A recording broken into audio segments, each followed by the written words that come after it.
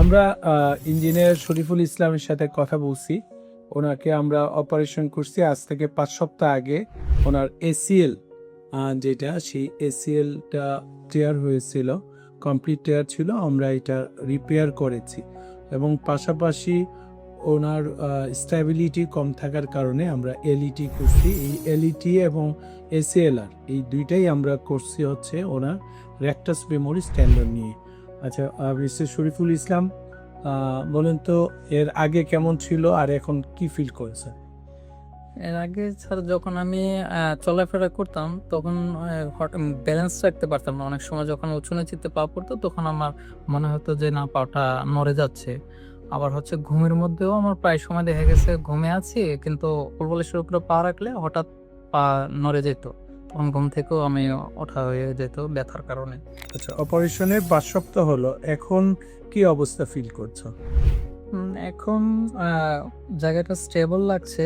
তো ওভাবে তো এখনো ক্লিয়ার ভাবে যতটুক হাঁটতে পারতেছি মনে হচ্ছে যে টাইট লাগতেছে আমার কাছে। বাকিটা আগে আগে যে লোজ ছিল বা ইয়েটা ছিল, ইনস্টেবিলিটিটা ছিল, এটা কি এখন ফিল হচ্ছে? না স্যার ওটা ফিল হচ্ছে না। আচ্ছা, আপনি ভাঁজ করতে পারেন কতটুকু? এই মোর দেন 90 করতে পারছে, কিন্তু আরো 2 সপ্তাহ ব্যায়াম করলে সেটা আমরা ফুল ফ্লেক্স করতে পারবে আশা করি। এক্সটেন্ডটা কতটুকু করতে পারে সোজা করি? কি এক্সটেন্ড করতে পারছে।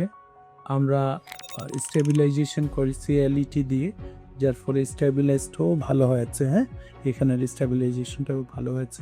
আপনি একটু কষ্ট করে হেঁটে আমাদেরকে একটু দেখান। ৫ সপ্তাহে আমরা অপারেশন, ৫ সপ্তাহে ওনার হাঁটাটা আমরা দেখি।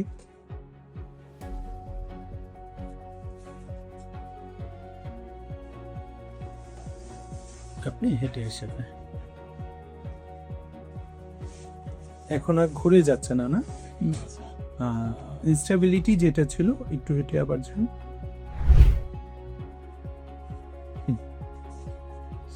একটু কষ্ট করে আবার একটু আসেন।